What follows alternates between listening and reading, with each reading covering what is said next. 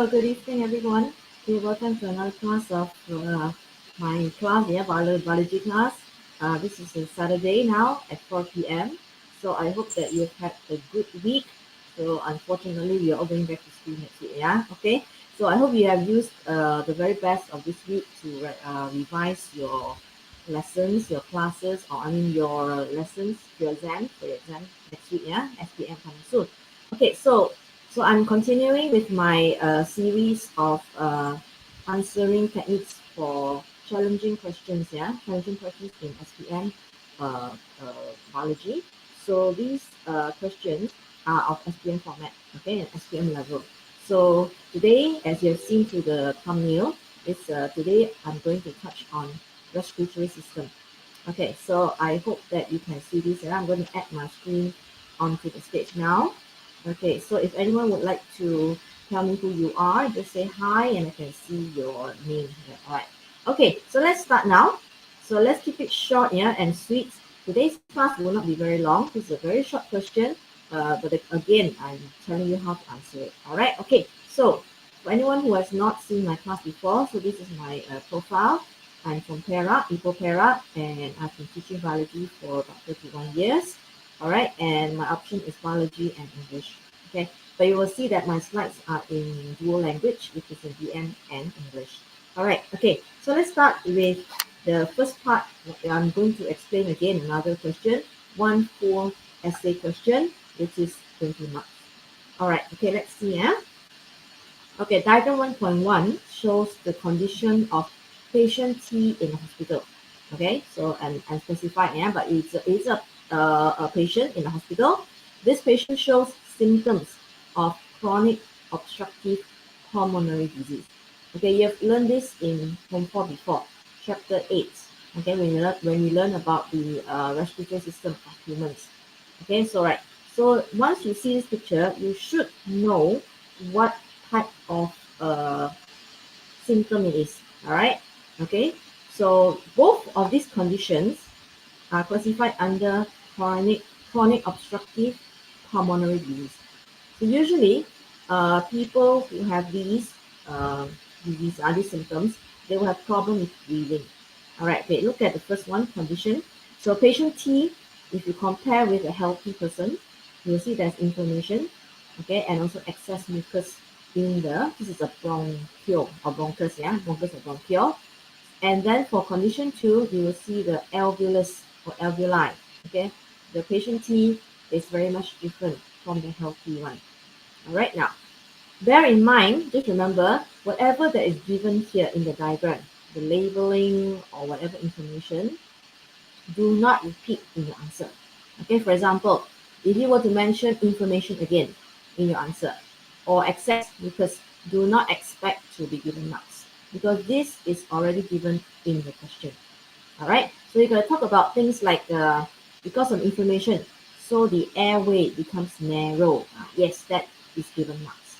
All right, so please do not, what do you call that, repeat what is already given word for word in the question.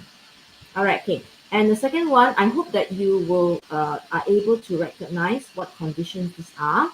All right. So the first question here is, all right, A1, yeah. Okay. Based on diagram 1.1, name 2 COPD diseases experienced by this patient T, yeah. All right, 2 marks. So for this question, very simple, it's just naming. So naming does not need any explanation. So if they want the name, just state the name. Okay, so does anybody know what is the name of this condition 1 and condition 2? Okay, now one note of reminder, students, when you write your answer, please make sure that you are specifying condition 1 is what condition. Okay, don't just give the 2 names because the 2 names can be, what do you call that? It can be referring to condition 2 or condition 1. So you have to mention for what you call explicitly. That means very clearly. Condition 1 is what name. Condition 2 is what name. Okay, do not just give the names without mentioning which is which. All right, okay. So I will share answer with you. All right, because I think there's no one here who would like to answer. So So let me share that. Okay, so these are the two pictures, and the answer here is condition 1 is bronchitis, okay, while condition 2 is emphysema. Okay, so these two are very specific conditions related to difficulty of breathing. So you will see clearly that they are two completely different. All right, because one has to do with bronchitis has to do with the narrowing of the airway because of the inflammation in the wall of the bronchus or the bronchiole, right? And there's excess mucus produced. Whereas for emphysema, the problem is with the alveolus or the alveoli, right? Nothing to do with the bronchus, right? So these are two specific conditions.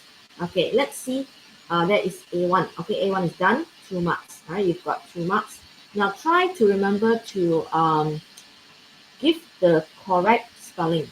Okay, but sometimes the spelling, if it's not correctly spelled, it can be rejected. That means it's not given. All right, but usually the rule of law here says that if your spelling is slightly different, let's say for example you're answering in BM, all right, and then you put CH instead, so BRONKHCHITIS, bronchitis. Okay, it's accepted because it is, we assume that you spell in English. It's all right as long as it sounds the same. All right, we may accept it, but try your best to remember the exact spelling because these are terms. Okay, these are terms that usually must be answered or must be written correctly. Okay, now let's see the next question. A2. A1 is done, yeah? Okay, A2. Explain how the condition in A1, that means just now the bronchitis and emphysema, affects the respiratory system of the patient. Okay, now this one is worth 8 marks. Okay, this question. So roughly, if 8 marks here, what we can do is roughly have about 4 marks for the first one and 4 marks for the second one. Okay, that means 4 marks for condition 1, 4 marks for condition 2. But again, this is not always the rule. Sometimes it can be any 8, as long as you mention something about condition 1 or something about condition 2, then the total points that we'll be counting will be just 8. You can give up to 12 if you want to. Okay, now, so here we are not comparing, yeah? This question does not ask for you to compare. So if you're not comparing, you can write it in separate paragraph. It is advisable. Okay, that means you don't have to write condition 1 is like this, but condition 2 is like that. This is not comparing. The question does not want you to compare. The question wants you to explain each condition by itself. So here, the best way you can present your answer here is, if you're talking about bronchitis, okay, you talk all about bronchitis in one paragraph. Yes, that's very acceptable, very much acceptable, because it's not comparing. Okay, so the question asks you to explain the two conditions. So you explain the first condition first, which is bronchitis. So what are the things you can talk about bronchitis? Okay, example, this is difficulty in breathing. Okay, bronchitis causes difficulty in breathing. So these are what you're explaining, the condition. You're explaining the symptoms that are related to this condition. Okay, difficulty in breathing. All right, frequent or continuous coughing. So usually coughing, yeah, is one of the signs also that you're not getting enough oxygen or enough air. All right, even people who are having symptoms of cardiac arrest, all right, where oxygen is not delivered enough to the heart or whatever, all right, the heart muscles.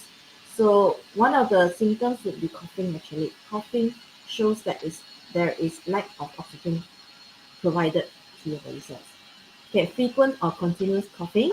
Okay, next one, cigarette smoke increases the temperature in the trachea or the bronchus or the alveolus. Okay, so this one is general.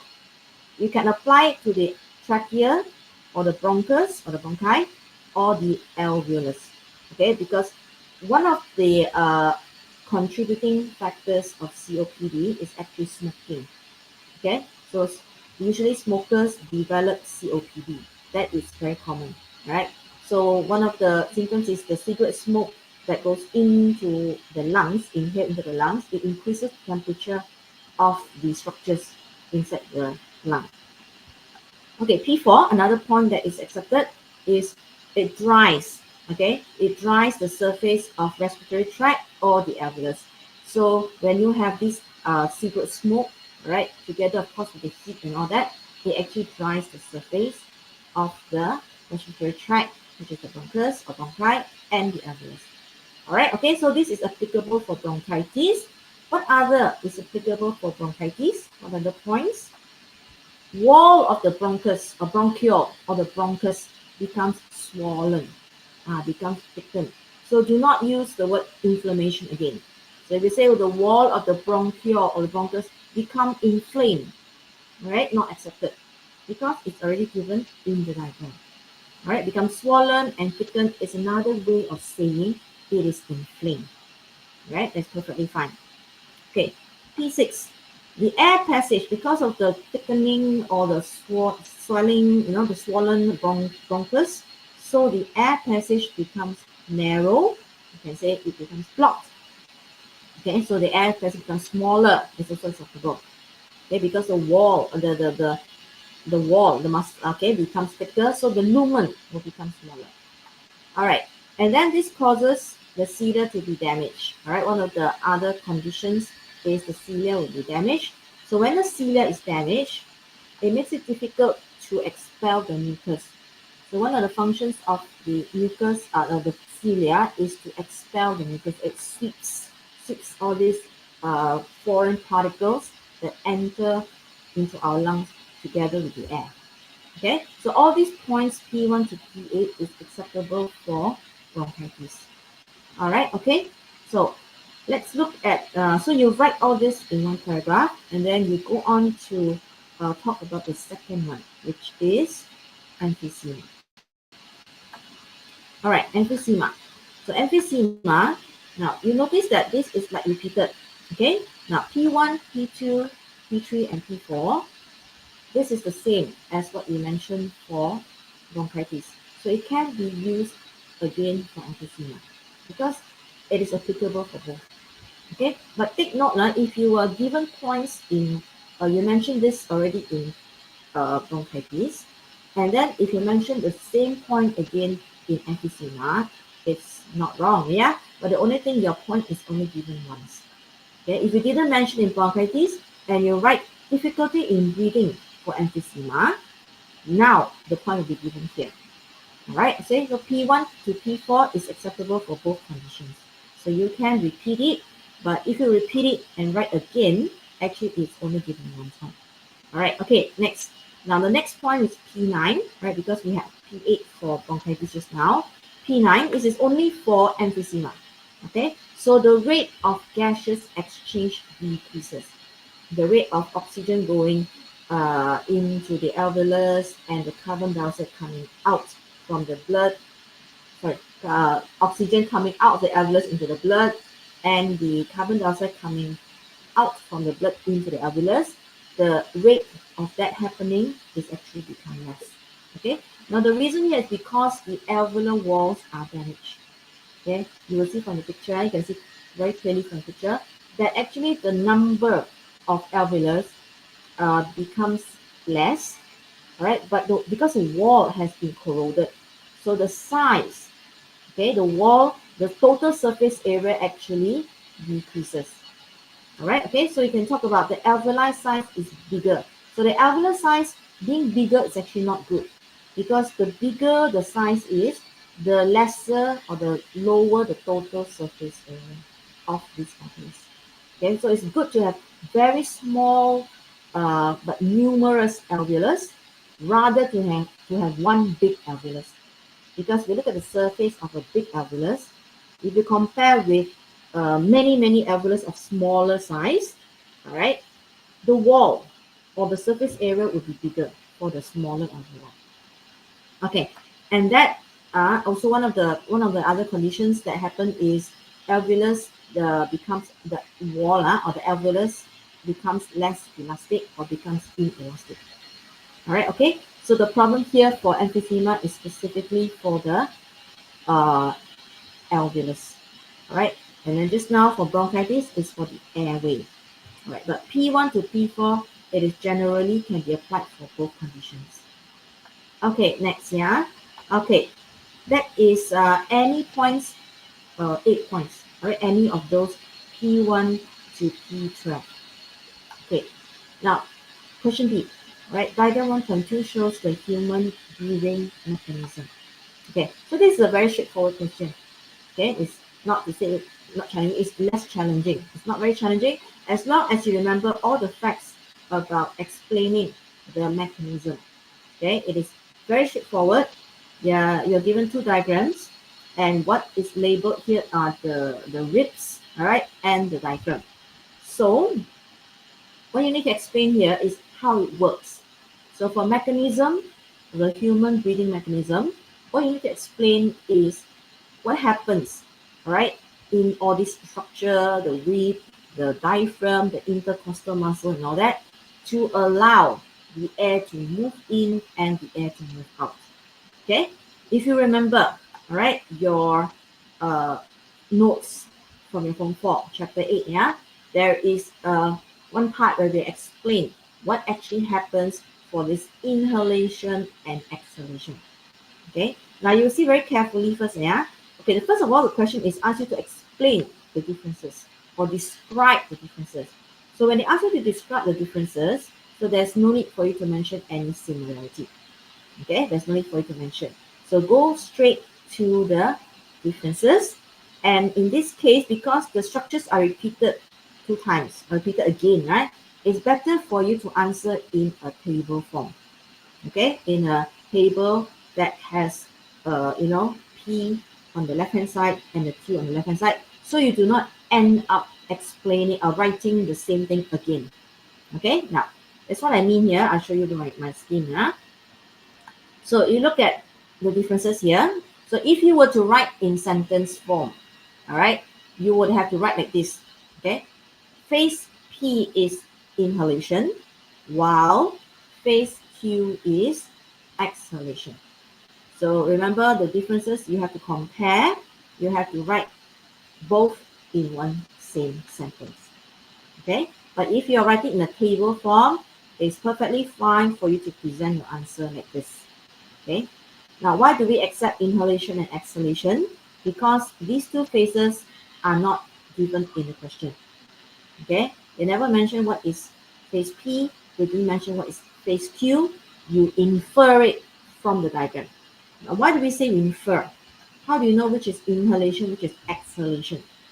If you look at the shape of diaphragm for phase P, you notice that it is a little bit lower compared to phase Q, which is very much like a dome shape. Okay, it's curved upwards.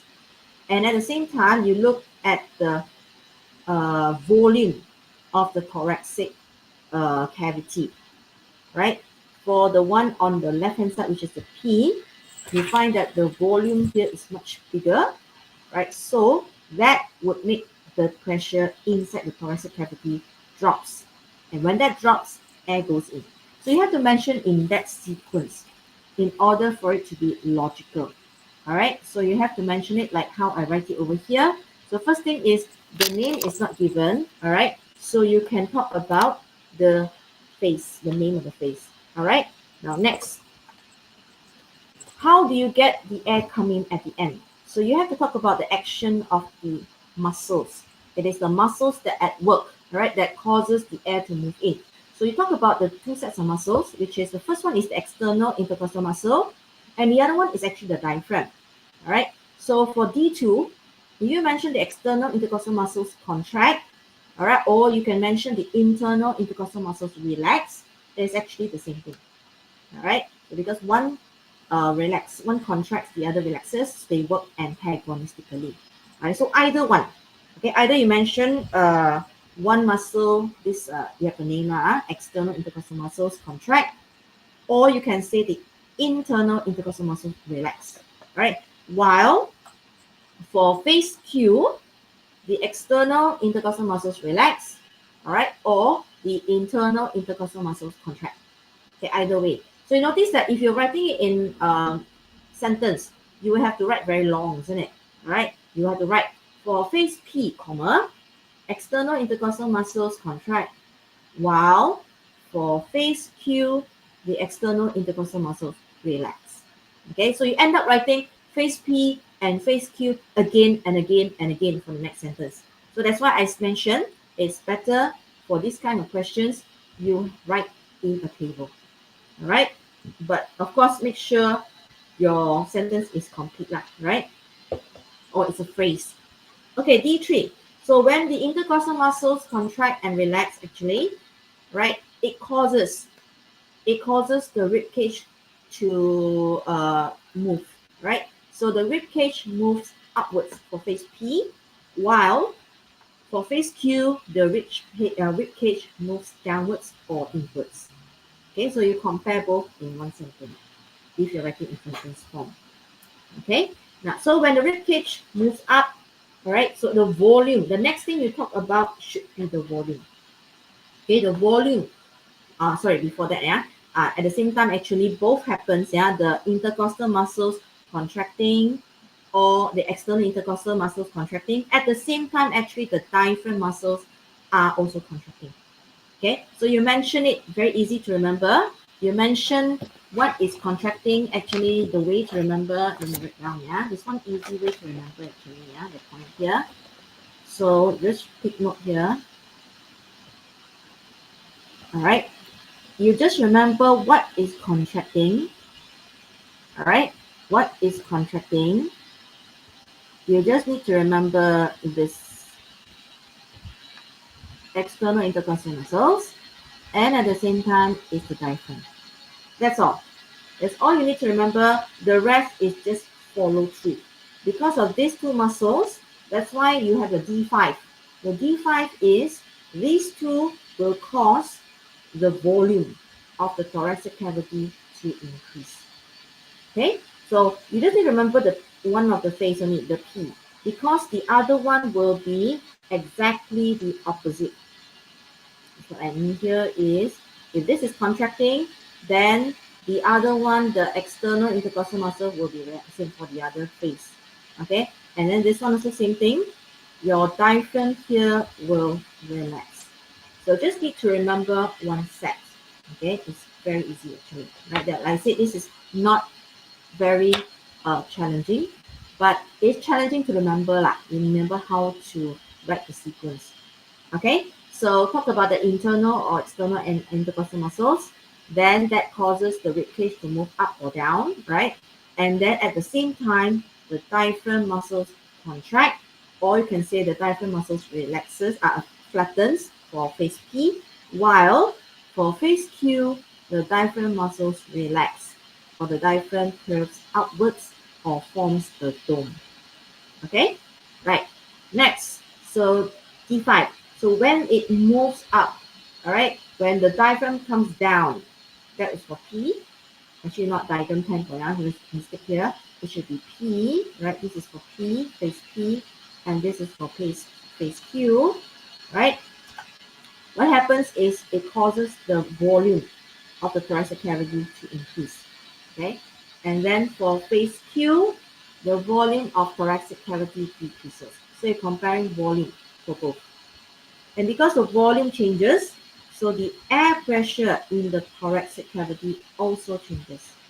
Okay, the pressure of inside, the pressure of air pressure in the thoracic cavity decreases, while for phase Q, the pressure in the thoracic cavity increases. Okay, and that causes the air pressure changes, will cause the air from the outside. For example, the higher atmospheric pressure, which is outside the thoracic cavity, will force the air to go into the lungs. While for phase Q, the higher atmospheric pressure inside the thoracic cavity, because inside the pressure increases, so it will force the air out of the lungs. So you compare each part. Okay, what happens to the muscle? What happens to the volume? What happens to the volume of the thoracic cavity? And what happens to the pressure, air pressure inside the thoracic cavity? And lastly, the effect of air coming in or the air going out. Okay, so this is very easy. right? Just need to remember the facts. So here the points are 5 marks. So any 5 differences, and always remember, we will always look at it this way. Okay, the entire thing correct, then only 1 mark. Okay, there's no half. So if one side is correct, for example, this side is wrong, then the whole thing is wrong. All right, so we only look at the complete set, all right, of comparison. Okay, next question. All right, now 1.3, yeah. Now the next part, which is diagram question C. Diagram 1.3 shows a woman in a marathon race. All right, so you can see this diagram here. And next picture, diagram 1.4 shows a butterfly looking for nectar. Okay, butterfly will collect nectar, right? Okay, sucking the nectar and so on. All right, so what is the question? Wait first. In both activities, the breathing rates of the woman and the butterfly increase. Okay, so you'll see here, what is given? What is given here? Please take note, yeah. So you can more or less answer, underline the question in the question paper. Just underline here, breathing rates increase. So please don't write this again. Okay, you can write something similar to that, but in a different way. So don't write breathing rates increase. You can write the rate of gaseous exchange. Different. Increases, yes, but that's fine. But don't write the breathing rates increase. You'll be copying exactly from the question. All right, so please remember, before you write down your answer, look at the question again. Okay, so what is the question now? Explain the relationship, okay, between the increase in breathing rate, because it's already given to you. So it's the question I say is that there is an increase in the breathing rate, but you talk about the increase in the breathing rate with the adaptation of the respiratory structures. So you see the word adaptation. Whenever you see this word in your question, okay, let me just highlight this word, adaptation, adaptation. So whenever you see this word here, you are required to explain the physical structure of the system. Okay, what does the respiratory structure have that causes it to have an increase in the breathing rate? Okay, so it must be a physical feature plus the explanation. Then only we get the mark. It's not just talking about it has what, right? It has many alveolus for the woman, right? Or you talk about the butterfly has many tracheoles. Okay, that is not enough. You have to mention how does having a lot of alveolus or how does having a lot of tracheole cause that organism to have an increase in the breathing rate. Okay, so a lot of students will be quite blur, not sure how to answer this kind of question. So always remember, when you see the word adaptation anywhere or in your structure or in your essay, you need to answer like what I'm going to tell you afterwards. Okay, like now. So here, you need to talk about,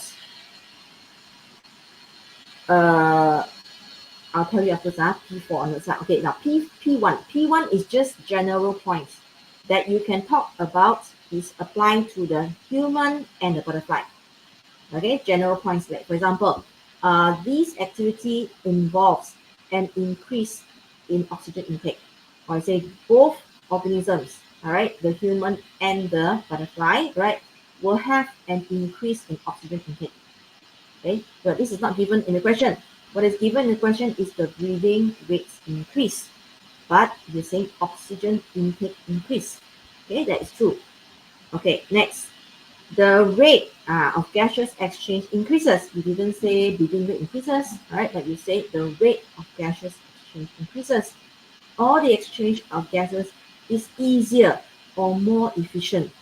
So when you're running, right, or a lot of things are happening in your body, all these structures like your alveolus and all that, your blood, the rich network capillaries and all that, it will help you to carry out a more efficient gaseous exchange. Okay, so this is the BM version. One more point that you can also write. the aim here, why you need to have all this, is to increase the energy production. You need the energy to carry out your activity, which is to run the marathon. And then for the butterfly, it is to fly, right? Fly around looking for nectars and so on. Okay, all these points is applicable for both. All right. Now, next point, you haven't talked about the adaptation yet, right? You have to talk about adaptation. So the adaptation here is you must talk about the structure. What does it have? Okay, so specific points related to the respiratory structure of the human or butterfly. You don't have to mention both. You don't have to mention both because the question asks you to mention both. You have to mention the feature. For example, adaptation, you need to mention F plus P. F is the physical feature. P is the penerangan, that means the explanation. All right, for example, F1, right? The human or the woman there has numerous alveolus. Okay, or you want to talk about the butterfly. The butterfly has numerous tracheals. Okay, or you can mention alveolus are small in size, or the tracheals are small in size. Okay, so you're mentioning the numerous, there's a lot of this thing. So how does having a lot of this help in the person to carry out the activity? You have to mention the P, because by having a lot of all these things, it will increase the total surface area. Okay, or the total surface area per volume ratio increases. Okay, LP per I lah in BM. Okay, jumlah luas permukaan per isi padu increase meningkat. So you have to mention the F1 and the P1 in order to get 1 mark. So this is not easy, because you have to mention, if you mention the P1 without the F1, no marks. If you mention F1 without the P1, also no marks, because the question specifically asks for adaptation. So adaptation, you have to mention the physical feature, what does it have, and how having this physical feature helps this activity to carry out, or helps this organism to carry out the activity. Okay, so this is having a lot of alveolus, a lot of trachea. Okay, next point now. So besides having that, you know that for the human, we have a rich network of blood capillaries. Okay, our capillaries are very fine and very, very long. Yeah, I mean, when you look at the we call network of it. Yeah, if you connect, it's like going to, you know, how many times it can go around the earth, you know, right? Our length of the capillaries, the blood system. All right. Or you can mention has a rich network of air tubes or sacs. This is for the butterfly. Okay, the inside. The blood capillaries is for the human. So either one that you are mentioning, this is the F2. Having a rich network of blood capillaries for the human, or a rich network of air tubes for the butterfly. Okay, now how is it going to help? All right, when you have a rich network of this thing, it will help to transport the respiratory gases faster or more efficiently, because this is the function of the network. All right, the blood there is to carry the oxygen, and for the inside, it is the air tubes here, which is the tracheals. Right, it is going to carry the oxygen, so it's to transport the respiratory gases faster. So F2 plus P2, again 1 mark, not 2 marks. Okay, F1 P1 1 mark, F2 P2 1 mark. Okay, next. What other features are there? There are another 2 more. In fact, remember always there are 4 features when it comes to the respiratory system. Okay, next one. P3, F3. So what about the wall? All right, I underline the word wall because it's important for you to say wall. If you don't say wall, you just mention alveolus is thin, or tracheal is thin. It's wrong. It's not the alveolus that is thin. It's not the tracheal that is thin. It is the wall that is thin. Okay, so if you do not mention the wall, you go straight to say alveolus is 1 cell thick. All right, not alveolus 1 cell thick, because alveolus is like a structure that is spherical. So it's not flat. All right, it is spherical, so it's the wall that is 1 cell thick. So underline means it's compulsory that you write your wall. All right. Okay. So having that structure, the wall that is very thin, how is it going to help? So P3, it helps the diffusion of respiratory gases to occur faster, or to make sure the diffusion of respiratory gases is more efficient. Because the thinner the membrane is, the more efficient or the faster the rate of the diffusion. Okay, so the rate of diffusion also depends on the thickness of the surface of the membrane. Okay, so F3 plus P3, 1 mark also.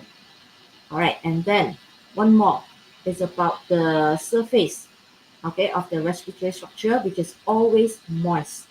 Okay, so you can mention about the alveolus for the human, or you can mention the tracheal for the butterfly. So the alveolus or the tracheal is moist, okay, the wall or the surface. So having it moist, how is it going to help the uh, for the human or the this butterfly? It will help the respiratory gases to dissolve easily. So this is not diffusion. Diffusion is having the thin membrane. All right, but when you talk about moist, having the surface moist is more for to dissolve, to make sure the respiratory gases dissolve first before they diffuse. It has to dissolve, then only diffuse. So if you mention P4 as respiratory gases can diffuse easily, or gas respirasi mudah meresap. Wrong. Not, you won't get your F4 plus P4, you get no marks for this. Even though your moist is correct, but because your P4 you did not mention dissolve, you mentioned diffuse. It's wrong. Okay, so F4 plus P4, another 1 mark. So how to get your marks? It's only, you need only 5 marks, right? 5 marks. So you need one matching, at least one F and one P, which is 1 mark, plus any more 4 points you can get from anywhere else. Okay, that means if you talk about F1 and P1, you need to have both to get 1 mark. F2, P2, you get another mark. F3, P3, the 3rd mark, and F4, P4, the 4th mark, and any other mark it can come from the P1, P2, P3 just now earlier. All right, the one that becomes the general one, the general feature about the oxygen intake becoming increasing. Okay, all right. So this is not as challenging as before, but the challenging part here, I think, is the adaptation question, which a lot of students will always have trouble answering it correctly, because they will talk about all the P's and everything, the point of it, but they never mention the F, which is the physical feature. Or some of them will do the other way around. They just mention what does a human have, the alveolus, numerous alveolus, tracheal, the alveolus wall is moist, the alveolus wall is 1 cell thick, then it has a rich network of blood vessels and all that, but never mention what is it for. You still don't get your marks for adaptation. All right, okay, so that's all for today, right? I want to keep it short and sweet because I know that you'll be all very busy preparing for your exams next week, starting next week in SPM. So I'm going to have my class once every week, every Saturday at 4 o'clock until your SPM is over. All right, your SPM will be for final paper the first week of February. All right, okay. So I'm going to show you, if you share with you my Telegram name in case you would like to check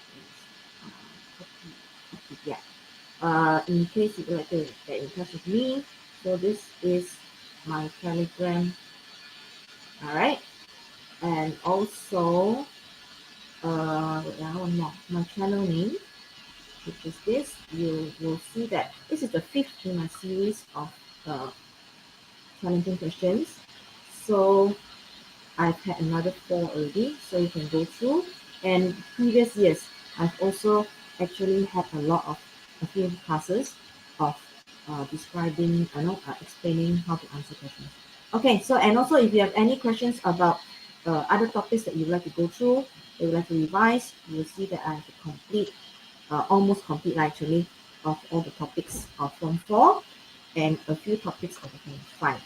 All right, okay, so I will see you next week, hopefully. All right, so thank you very much for watching, and keep in touch. All right, stay healthy and good luck for your exams. All right, bye bye.